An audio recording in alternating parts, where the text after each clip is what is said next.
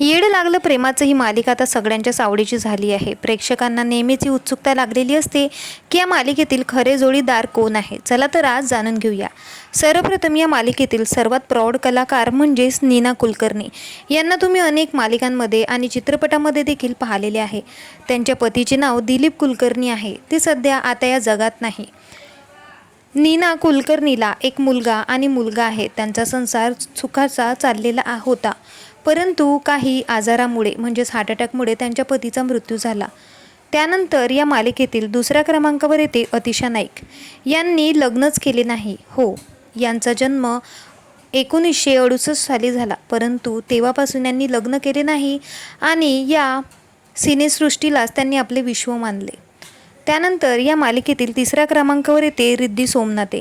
हिचं सध्या शिक्षण सुरू आहे. हिने अनेक नाटकांमध्ये काम केलेलं असून हिचा करंटमध्ये एक विनय जाधव नावाचा बॉयफ्रेंड आहे.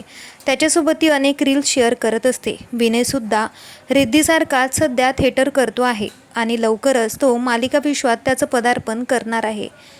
आता या मालिकेतील चौथ्या क्रमांकावर येतो आपला सगळ्यांचा लाडका अक्षय टाक. याला तुम्ही अनेक मालिकांमध्ये आणि नाटकामध्ये पाहिलेलं असणार. याचं लग्न झालेलं असून याच्या बायकोचे नाव निकिता बुरांदे आहे. हे दोघेही मिळून अनेक वेळा रील शेअर करत असतात. नुकताच झालेला गुढीपाडवा दोघांनीही सोबत सेलिब्रेट केला. आता या मालिकेतील सगळ्यात हँडसम कलाकार म्हणजेच जय दुधाणे याने स्प्लिट्सविलापासनं आपल्या करिअरची सुरुवात केली.